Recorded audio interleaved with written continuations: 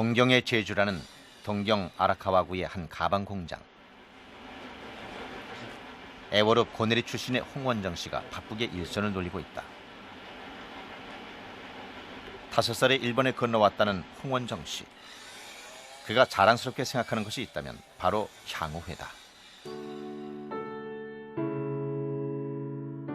일본 속 향후회 중 80여 년의 오래된 역사를 자랑하는 제1번 고내리 친목회. 고내리의 경우 놀랍게도 일본에 거주하는 사람이 1,800여 명으로 820여 명인 제주의 고내리 사람보다 2배 이상 많다. 그리운 고향 떠나 현해탄 건너 조국의 영광을 등지고서 일본에 체류하는 우리들 영화를 위해 나가자. 고내 친목회 영원히 빛내자. 고내 친목회. 1910년대 강제징용을 시작으로 어느덧 100여 년을 맡고 있는 제1제주인 이주 역사. 격변했던 시대의 흐름과 함께 파란만장했던 그 100년간의 발자취. 그들의 이주 100년을 거슬러 올라가 보자.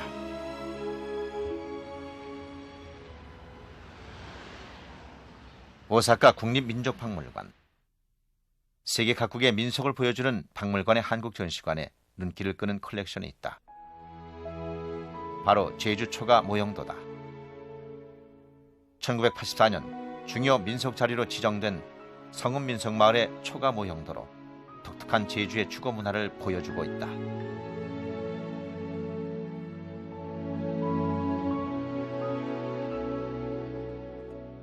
초가 모형도 외에 또 하나 발견한 것이 있다.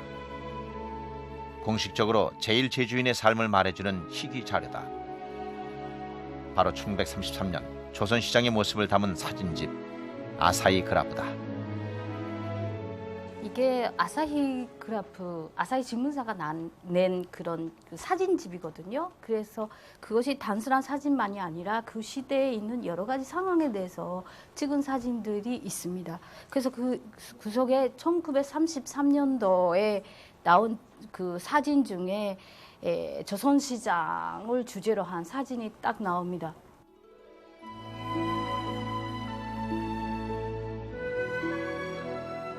콩나물이며 고무신, 돼지 등을 사고 파는 시장의 모습이 당시 우리네의 모습과 별반 다르지 않다. 비록 몸은 고향을 떠나 있지만 의식주 생활만큼은 그대로 유지했던 당시 제1제주인의 생활상을 생생하게 보여주고 있는 귀중한 사진 자료가 아닐 수 없다.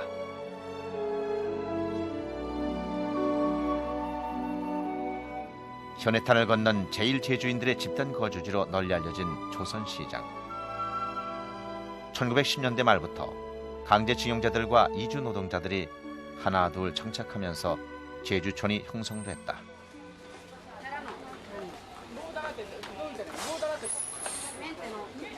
조선시장이 자리 잡은 이쿠노구. 현재 이곳에 거주하는 제1한국인은 4만여 명. 그중 80% 이상이 제주 사람들이다. 그렇다면 왜 이곳에 제주 사람들이 집단적으로 거주하게 됐을까? 그것은 바로 제주 사람들만의 독특한 언어와 생활 풍습, 그리고 힘든 타양살이, 서로 상부상조해야 살 수 있다는 절박함이 작용했기 때문이다.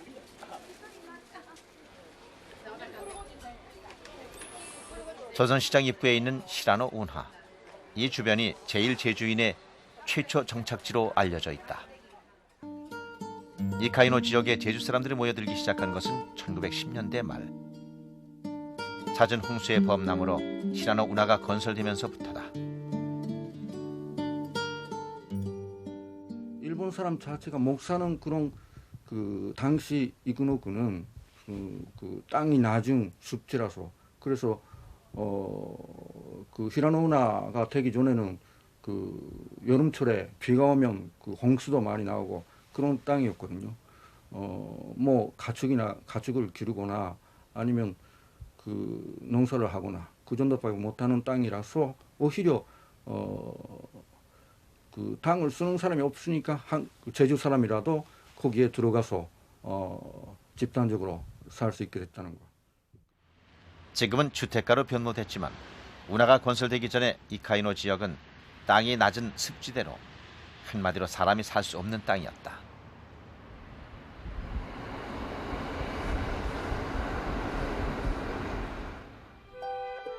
운하가 건설된 후에도 제1제주인은 고향에 돌아가지 않았다. 공장 노동자로 남아 이곳에 정착했다. 1920년대 당시 오사카에 거주하는 만여 명의 제1동포 중 60%가 제주 사람들이었다. 당시 조선 사람 속에 6할은 제주 출신이었어요. 6할은. 좀 숫자 기억이 없는데. 그래서 초기에 온 분들은 육지 분들은 주로 어느 지방에 살았냐면은 오사카 항구 지방, 토목공사랄까 그런데 종사를 하고, 제주 출신들은 이쪽 오사카 시내 동쪽, 현재 히가시나리, 이쿠노, 아사히, 기타구 이런 동쪽에 그 지역 산업의 하청이 하청 그런 데 들어가서 일한다든지 그런 데로부터 살기를 시작했어요.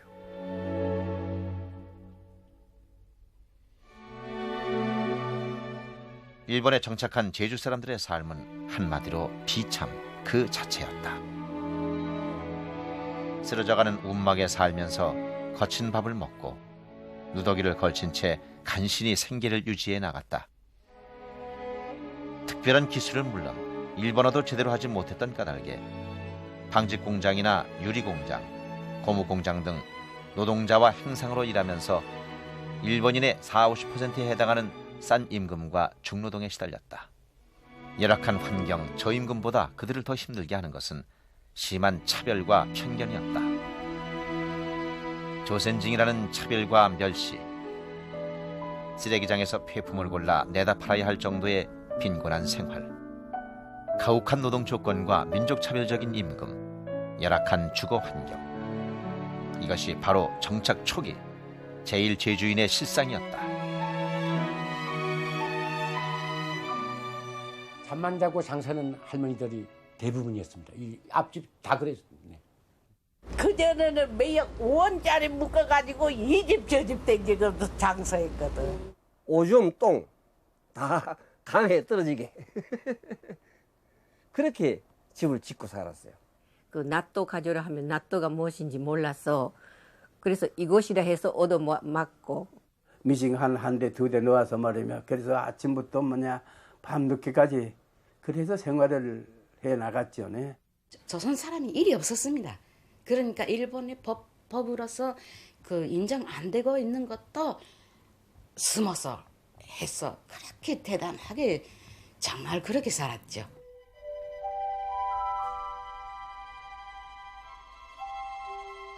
제주 산지항은 일본으로 건너가려는 제주 사람들로 늘 북적거렸다. 이주 초기인 1920년대 오사카에 간 제1제주인은 6천여 명. 하지만 30~40년대에 들어서면서 그 수는 5만여 명까지 기하급수적으로 늘어나기 시작한다. 바로 군대환 때문이다. 1922년부터 1945년까지 운행된 가미가요 마루, 즉 군대환은 일본 오사카와 제주를 잇던 정기 연락선이다. 한 달에 3번 오사카를 출발해 제주 산지항에 기항한 뒤 조천, 김영, 성산포, 표선, 서귀포, 고산, 한림, 애월포구 등 섬 한 바퀴를 2일간에 걸쳐 기항하고 다시 오사카로 돌아갔던 연락선으로 꼬박 일주일이 걸린 항로였다. 당시 승선 인원은 약 570여 명으로 요금은 2원, 2원 50전 등 쌀 반가마 정도의 가격이었다.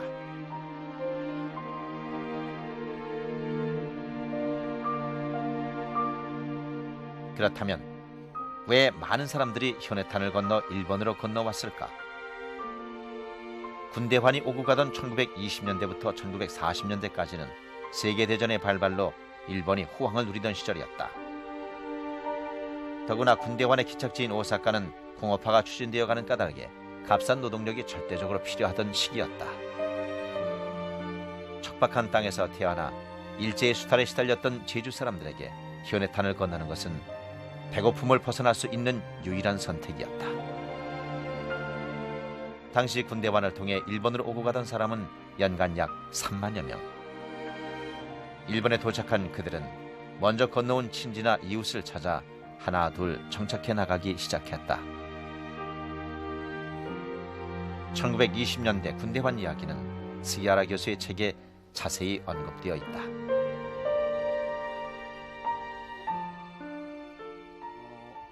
直行航路が2つの会社で確立するのが1924年です。でそれ以降1936年ぐらいまで統計がありますが、平均すると年に2万から3万、場合によっては3万を超える人々が大阪とチェジュを移動出入りしていました。そういう意味では、朝鮮と日本との関係は関プ連絡船が大動脈ですけれども、それと並んで大変大きな意味を持った航路であったと。そしてその航路の最も中心的な担い手が君ヶ谷丸であったということになります。 일본 회사에 의해 독점 운항되던 군대환은 배싹시 갈수록 폭등했다. 이에 반발에 등장한 것이 동아통항조합이다. 1930년대 초 일본 회사의 독점 운항에 반발해 제주 사람은 제주 사람의 배를 이용하자는 슬로건 아래 제1동포와 제주 출신 실업인들의 주축이 되어 북목환을 운항함으로써 벌였던 반독점 운동이다. 비록 2년밖에 운항되지 않았지만 북목환은 단순히 사람과 물자만 실어 나르지 않았다. 일본 사회 전체에 퍼진 사회주의 사상이 제주에 유입되는 통로가 되기도 했다. 오사카를 중심으로 하는 그 노동운동의 사상, 사회주의 사상이지 그것은. 그것이 제주도에 전달되고 유입되어 나가는 그런 하나의 큰 파이프가 되어 나갔다 그 말이야. 동아통항조합 자체는 없어진 후에도 그런 사상적 영향은 제주도에 남아 있었고 1930년대에 제주도 항일운동과 일정한 관계가 지속돼 나간다 이렇게 볼 수가 있지 않습니까? 1945년 8월 15일 일본 패전 소식과 함께 제1제주인에게도 해방의 기쁨이 찾아왔다. 온갖 착취와 멸시에 시달렸던 제1제주인에게 해방은 곧 귀향을 의미했다. 하지만 해방이 됐다고 모두 귀향할 수는 없었다. 이주 노동자들은 더러 일본에 남았고 강제징용자 대부분은 서러움의 일본 생활을 정리하고 귀국선에 몸을 쉬었다. 2세, 3세들이 뭐 40년대는 한 30%가 2세, 3세들이거든요. 그 2세, 3세들이 있는 가정은 해방이 됐다 해도 간단히는 그냥 돌아갈 수 없잖아요. 자기 생활 도전이 여기 있는데 그걸 버리고 돌아가는 것은 힘들잖아요. 그렇게 해서 그냥 남은 사람들하고 해방 직전 직후에 한번 돌아갔다가 다시 그쪽 생활이 어려워서 일본에 돌아온 사람이 전후에 그 제일 제주인 사회의 기초를 이루었다고 생각이 됩니다. 해방 후인 1940년대 후반은 제주 현대사에서 최대의 순환의 시대였다. 포열자로 인해 수백 명이 희생되고 극심한 흉년과 실직난으로 허덕이고 있었으며 좌우의 이데올로기 대립 속에 제주 사회가 요동치고 있었다. 정치적 상황은 더욱더 심각했다. 박헌영이 주축이 된 남로당과 미 군정을 뒤에 업은 이승만 정권의 세력 다툼으로 정세는 극도로 혼란해졌다. 일본 사회에 퍼졌던 사회주의 사상이 일찍이 유입됐던 제주 사회의 불만은 더욱더 크게 달했다. 해방 후 3년 만인 1948년 4월 3일 결국 인민위원회와 남로당이 주축이 된 무장대가 봉기를 일으켰다. 4.3이 발생한 것이다.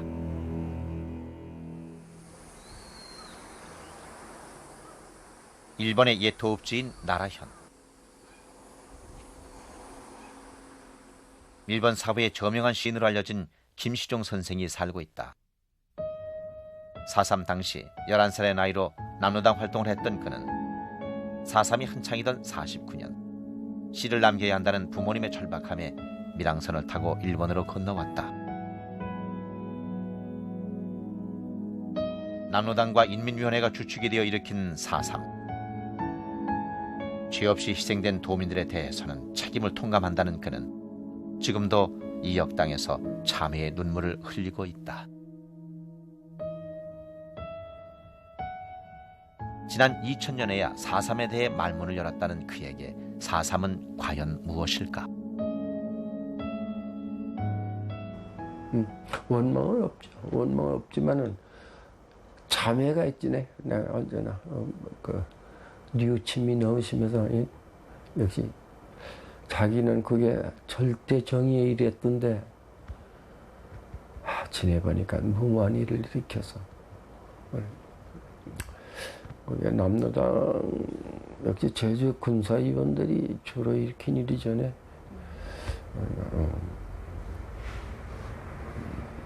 그러니까 피해가 너무나 크지 않나. 친일파와 민족 반역자 처단, 단독 선거, 단독 정부 반대, 남북 통일 자주적 민주정부 수립을 부르짖으며 1948년 4월 3일 발생한 4.3. 제주도민의 피 맺힌 저항인 4.3은 당시 인민위원회와 남로당이 주축이 된 무장대가 일으킨 사건으로 토벌대의 강경한 진압이 더해지며 한국 현대사 최대의 비극을 낳았다. 남로당 제주도당 대정 대표였던 이삼용 씨. 48년 3월 4.3 봉기를 결정했던 남로당 제주도당 지역 대표자 회의에 참여했던 인물이다. 서북 청년들이랑 그 경관들 너무 그 하는 바람에 이 자식들 우리도 살아있다. 한번 우리 본떠 배우자. 이런 생각이 젊은 생각으로 나온 겁니다. 그지 뭐 그렇게네 정치적으로 판단을 해가지고 앞으로 어떻게 된다. 그까지는 생각을 못했지요. 그러니까 그런 거네 후회납니다. 우리가 더 좀 연구가 모자랐다. 결과는 참혹했다. 아무런 이유도 없이 3만여 명이 무참하게 희생됐다. 4.3의 광기는 제주를 검은 폐허의 땅으로 만들어버렸다. 1940년대 말 제주는 생지옥 그 자체였다. 해방과 함께 부푼 꿈을 안고 귀향했던 제1제주인. 4.3의 광풍 속에서 내일을 기약할 수 없는 사람들. 그들은 살기 위해 섬을 떠날 수밖에 없었다. 작은 어선과 무역선에 몸을 숨기고 목숨을 담보로 밀항을 감행해야 했다. 4.3 때부터 시작해 1970년대까지 이어진 밀항은 제1제주인 이주사에서 빼놓을 수 없는 서글픈 역사가 아닐 수 없다. 네, 밀항선인 경우에는 이제 특히 부산입니다. 제일 출발했던 게 영도가 제일 많았고, 영도에서 막 한 배에 어선에 약 20명에서 30명 밀항자를 전부 태워가지고 이제 일본으로 와서 상륙을 시킨 다음에 배를 부숴버린다든가 아니면은 선장 기관장만 급여를 해서 다시 한국 돌아간다든가 라는 것이 하나. 그 다음에 무역선이 있습니다. 무역선인 경우에는 그 무역선 제일 배 밑창 아니면 그쪽에 사람을 집어넣어 가지고 밀항시키는 거.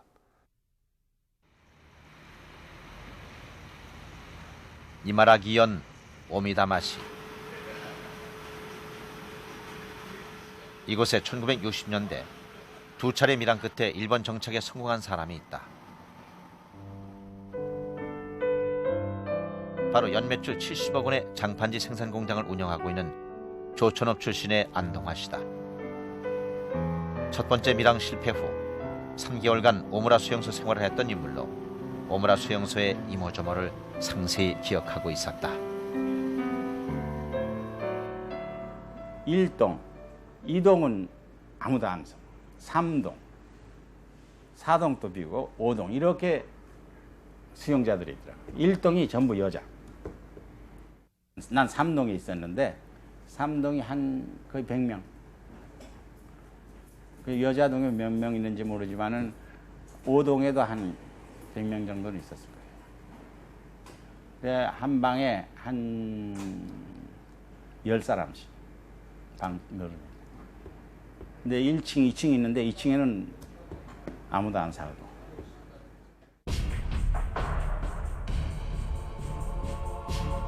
한국과 가장 가깝다는 규슈 지방 나가사키현의 오무라 수용소. 밀항자들이 일본 경찰에 잡혀 한국으로 강제 송환되기까지 수용됐던 곳이다. 1940년대 말부터 1970년대까지 밀항자가 수용됐던 것으로 당시 수용됐던 제주 사람들에게는 절망의 상징이기도 했다. 수용소에 수감된 밀항자들에게는 오로지 두 가지 선택만이 있을 뿐이었다.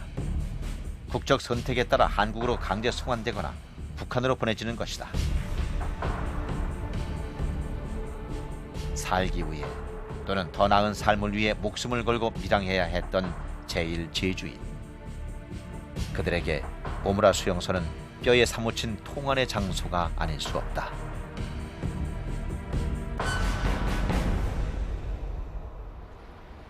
밀항을 통해 무사히 일본으로 건너온 사람들은 친지나 이웃 등의 연고를 찾아 하나 둘 정착해 나가기 시작했다. 가장 많은 제주 사람들이 살고 있는 오사카 이쿠노구. 한 집 건너 한 집이 제주 사람일 정도로 3만 7천여 명의 제1제주인이 거주하고 있다. 동경의 제주라 불리는 동경 아라카와고. 제주만의 독특한 문화와 풍습을 지키며 약 10,000여 명의 제주 사람들이 살아가고 있다.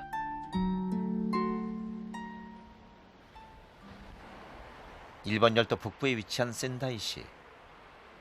오사카, 동경과 더불어 제주 사람들이 집단적으로 거주하고 있는 도시 중에 하나다. 센다이 정착 제주도민 1호로 제5회 회장을 맡고 있는 고기선 씨. 조천업 신촌리 출신으로 1946년에 오사카로 건너왔다는 그는 어떻게 이곳 센다이의 터를 잡게 되었을까?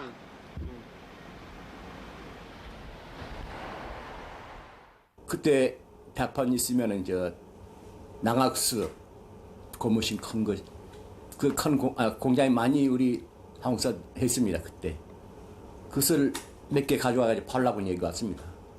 와가지고 그 팔아 이제 다 먹어버리고 가면은 돈도 없고 여기서 쑥 살았습니다. 해방 후 어렵게 일본에 정착한 제1제주인. 하지만 그들 앞에는 해방 전보다 더한 가시밭길이 놓여져 있었다. 생명과 재산이 위협당하는 일이 비일비재했다. 그것은 곧 제1동포들의 결집을 부르게 되고 1945년 제1번 조선인 연맹 조련이 결성된다. 일제시대 일본에서의 그 제1운동이 있잖아. 민족운동이 있는 거야. 특히 사회주의적인 색채가 강한데 왜 그러냐면 일본의 제1동포들 노동자 아닌가? 그럼 그 운동은 노동운동이 될 수밖에 없거든. 그게 당연히 말이야 사회주의 영향이 커지게 되는 거 아니야. 그렇기 때문에 그 해방 후에도 그런 조련운동에도 그게 반영이 돼 나가는데 제1동포의 권리를 지켜나가던 조련은 1955년에 들어서면서 새로운 국면을 맞이한다. 바로 좌경화의 색깔이 짙은 조총련이 탄생하게 된 것이다. 이때부터 일본 속 한국인 사회는 조총련과 민단이라는 두 개의 조직으로 나눠졌고 그중 민족학교를 주도해온 조총련은 동포 사회의 구심점으로 떠오르게 된다. 당시 대다수의 제1제주인들 또한 조총련에 가입했다. 오사카 이쿠노구. 올해 88세의 제1제주인 1세 김호진 할아버지가 살고 있다. 대정읍 신도리가 고향인 할아버지는 평생을 총련 활동을 했던 인물로 현재는 일선에서 물러나 고문으로 활동하고 있다. 1950년대 동포들의 교육 문제와 인권 문제 등 조총련이 다양한 활동을 펼쳤다고 당시 분위기를 증언한다. 학교를 짓는다, 막 분회를 만든다, 예, 조직을 강화한다, 막 분분했습니다. 저도 그 젊은 때에 어디 가도 다 청년 사람이라고 해서 윗좌주고, 예, 가령 가정 분쟁이 생긴다, 뭘 한다 해도 청년이 나가지 않으면 안 되거든요. 예, 뭐 어떤 별별 일이 다 있어요.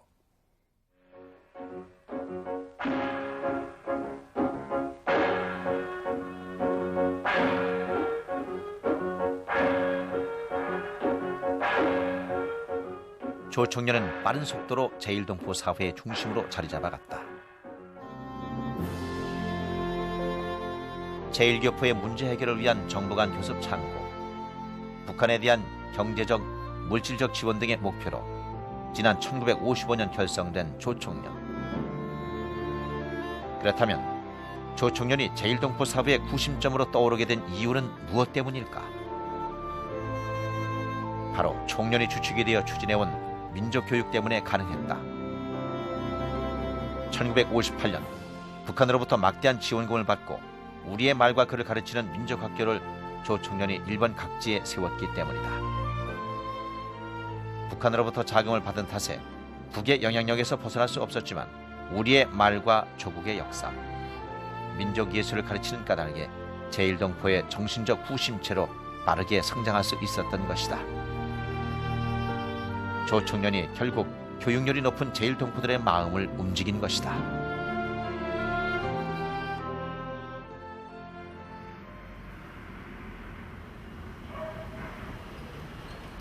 제1번 조청년 동경 아라카와 상공회. 지난 1954년에 결성되어 제1동포 상공인들의 경제활동을 지원하고 보장해주고 있는 단체다. 동포들의 은행 채무 보증을 서거나 제도융자 알선은 물론 세금 신고, 아울러 총련과 학교의 재정을 뒷받침해주고 있다. 현재 이곳의 회장으로 일하고 있는 한경면 판포리 출신의 양명원 씨. 동경에서 태어나 민족학교를 졸업한 제1제주인 2세로 조선대학교를 졸업하고 아버지의 유언에 따라 30년째 아라카와 상공의 일을 하고 있다. 아라카와 상공회의 산증인인 것이다. 오늘도 일일이 가게를 방문하며 청년 상공인들의 손과 발이 되어 분주하게 보내는 양명원 씨. 그가 요즘 구상하는 사업이 있다면 제주 상공인들과의 활발한 교류다.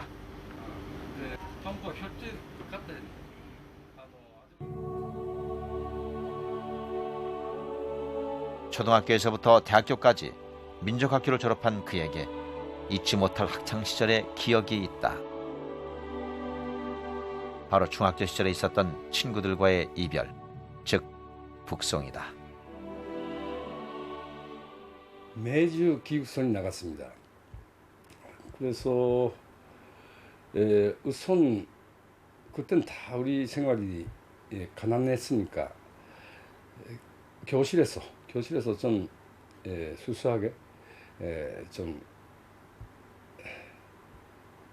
주스라도 좀 먹으면서 그래서 환송을 했고, 또 그때는 시나가라는 역에서 열차가 닝하다를 향했습니다.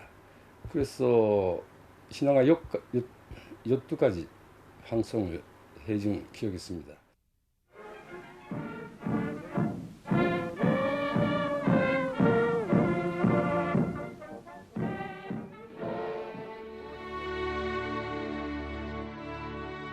동경 시나가와 역은 환송객으로 장사진을 이뤘다.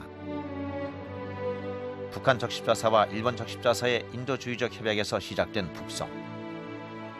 한국 전쟁 이후 지적 노동력을 필요로 하는 북한과 동포들의 사회보장 재정이 부담스러운 일본이 서로의 이익이 맞물리면서 추진된 사업이다. 그 한국 전쟁 이후라서 북한에서 전쟁 이후에 복구 공사를 하는 노동력을 많이 필요했다는 거, 그 고도의 지식을 갖는 그런 노동력을 특히 필요했고, 그런 노동력으로서 제1교포가 많이 지목을 했다는 게 하나 있고, 또 하나는 일본 사회 배경인데, 일본 사회 쪽에서는 그 당시 생활 보호를 제일교포도 받을 수 있었는데 사회보장 면에서의 그 재정적인 부담도 있고 하니까 그런 부담 때문에 그 귀국을 추진했지 않을까 그런 생각이 듭니다. 만경봉호가 닻을 내린 니가타 항구는 북한으로의 귀국을 앞둔 제일동포들의 기대로 한껏 부풀었다. 그들에게 북송은 단순한 북송이 아니었다. 서름과 오욕, 헐벗음에서 벗어날 수 있는 삶의 최후의 수단이었으며 주택과 일자리를 보장받을 수 있는 행복한 선택이었다. 1959년부터 1984년까지 북송된 인원은 총 9만 3천여 명. 그중 약 30%가 제주 사람이고 그 다음이 경상도, 전라도 사람들이었다. 자신의 자유로운 선택으로 북으로 간 제주 사람들. 하지만 그들은 아무도 돌아오지 않았다. 맞다들을 보내려고 해서 보낸 건 아니었지만은 그런 흐름이 있어가지고 자기가 청년 사업하면서 자기 아들은 가자는 걸 막아놓고 다른 아이들만 보낼 수는 없죠. 양심으로 그렇게 못하지 않습니까? 청년 동경 고문회장을 역임하는 등 그 누구보다도 청년 활동에 앞장섰던 이삼용 씨. 그의 큰아들인 이창희 씨 또한 지난 72년 북으로 갔다. 북에서 결혼하고 자식까지 낳은 큰아들은 아버지 고이연을 마련한 뒤 5년 전 세상을 떠났고 현재 손자들만이 북한에 남아있다.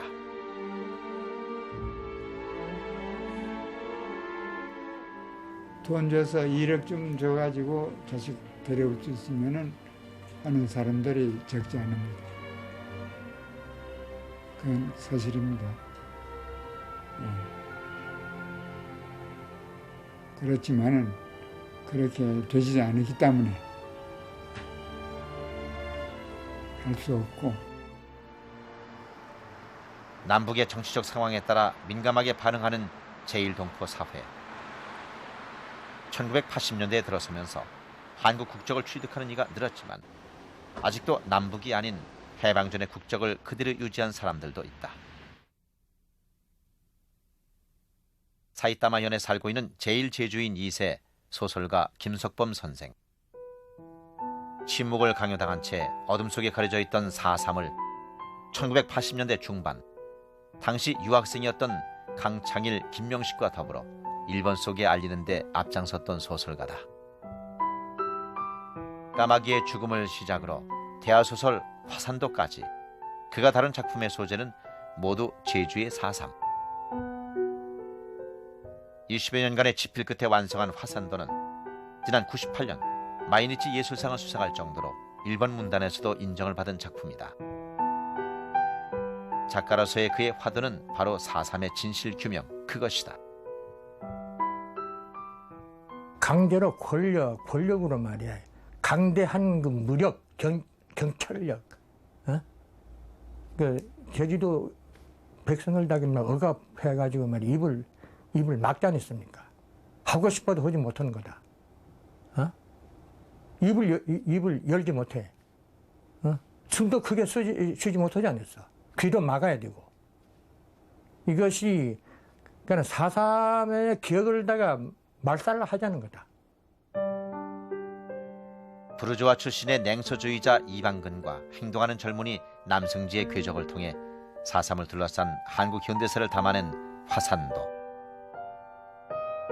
해방공간 제주에서의 지식인의 고뇌를 담은 화산도는 한국뿐만 아니라 일본 사회에서도 화산도 읽기 모임이 있을 정도로 4.3을 널리 알린 작품이다. 까마귀의 죽음, 화산도 등 일련의 작품을 통해 그가 강조한 것은 이데올로기가 아니라 민족적 시각에서 4.3을 봐야 한다는 것이다. 4.3과 제주를 수차례 얘기했지만 지난 88년에야 해방 후 처음으로 고향을 찾았다는 김석범 선생. 그의 국적은 남과 북이 아닌 조선적. 해방 이전의 국적을 그대로 가지고 있다. 한국 방문 시 임시 패스포트를 받아야 하는데도 그가 계속 조선족을 유지하고 있는 까닭은 무엇일까? 나의 조국이란 건 말이야. 북도 나의 조국이 아니고 남도 내 조국이 아니단 말이야. 내 조국은 하나밖에 없다. 어? 그러니까 이제 통일조국이단 말이야. 그러니까 양쪽 다 이거 내 조국 아니란 말이야. 이게 조선족이란 건 무슨 내가 선택한 것도 아니고 말이야. 해방 후에 일본 조선이란 건 죄다 그냥 그 기호식으로 일본 정부가 말이야. 딱지로 말이야 몇 나라 가지고 붙여놓은 거야. 뭔가 외국인 등록에다가. 섬을 떠나 일본에 정착한 제주인들. 그들에게 있어 국적 문제는 여전히 뜨거운 감자가 아닐 수 없다. 하지만 빠르게 바뀌어가는 시대의 흐름과 달리 일본 속의 제주 사람들은 지금도 남과 북의 이데올로기에 따라 갈등을 거듭하고 있다. 남과 북으로 갈라져 국내보다 더 닫혀있는 그들의 사회. 질곡의 현대사가 만들어 놓은 슬픈 자화상이 아닐 수 없다.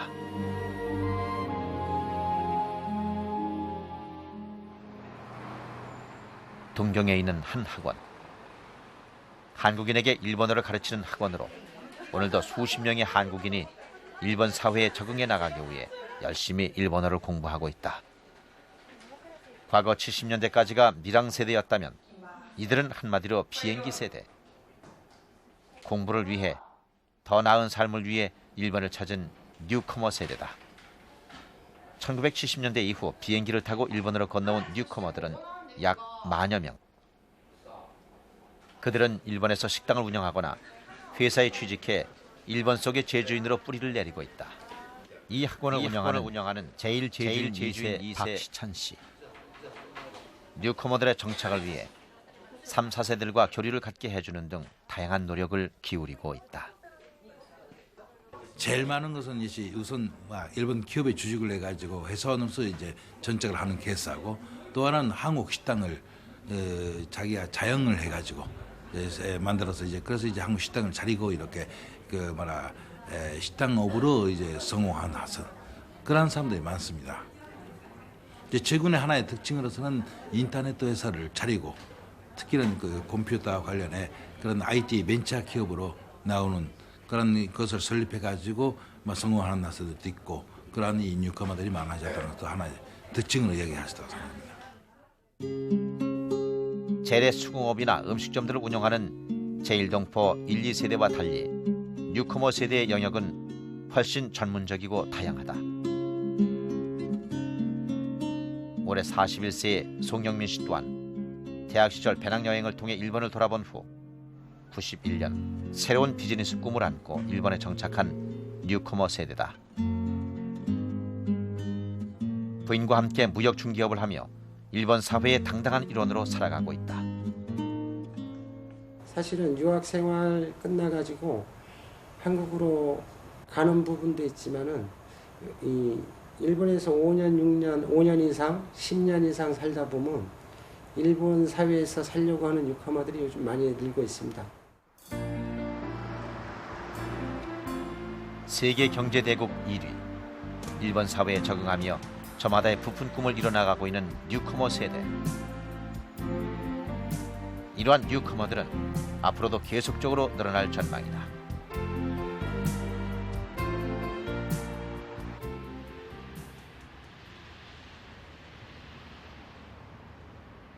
동경조선 제1초급학교.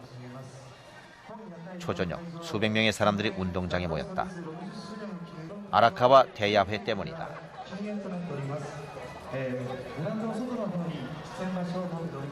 아라카와 동포 대야회를 시작하겠습니다. 일본 구의원들까지 참석하는 아라카와 대야회. 6.15 남북 공동선언과 8.15 광복을 기념하며 정기적으로 열리는 제1동포들의 화합의 마당이다. 그동안 가로막았던 총련과 민단, 그 경계를 벗어던지고 1년에 한 번 마음을 터놓는 화합의 마당. 향후 아라카 동포 사회의 발전과 아라카 동포 여러분들의 건강을 기원해서 집회를 하겠습니다. 그러면 집회! 총련과 민단이라는 벽을 허물고 동포끼리 함께하는 뜻깊은 행사가 아닐 수 없다.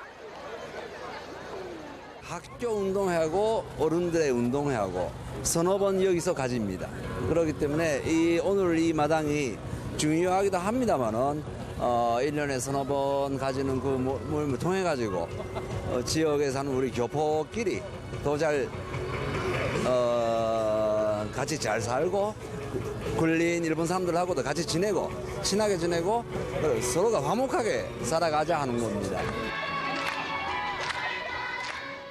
그동안 가로막았던 총련과 민단, 그 경계를 벗어던지고 1년에 한 번 마음을 터놓는 화합의 마당. 제주에서 태어난 정착 1세에서부터 일본에서 태어난 3, 4세, 그리고 뉴커머 세대까지 모두가 자리를 함께 했다. 초청 가수의 공연이 이어지자 비록 서툰 우리말이지만 따라 부르며 함께하는 3, 4세들. 공연이 이어질 때마다 뜨거운 박수로 환호하는 그들의 모습에서 세대 차이란 찾아볼 수 없다. 모두 한 마음으로 8.15 광복의 기쁨을 나누고 있는 것이다. 독보 대야회 주파!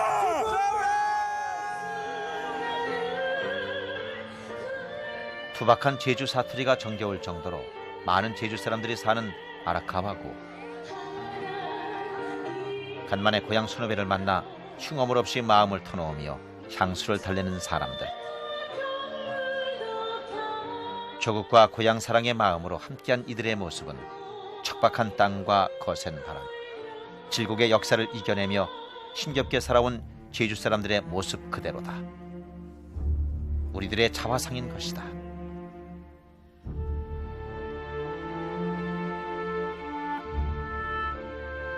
(1910년대) 히라노 운하가 건설되면서 시작된 제1제주인 이주사. 그 100년간은 고난과 극복의 세월이었다. 거센 땅과 바람을 다스렸던 제주 사람들의 강한 정신이 없었다면, 고향 사랑의 마음이 없었다면 견딜 수 없었던 통한의 세월이었다.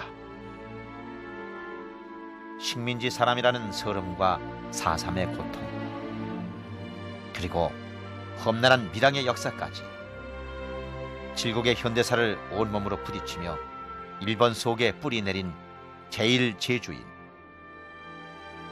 그들의 뼈아픈 이주 100년의 역사는 결코 우리가 잊지 말아야 할 제주의 역사다.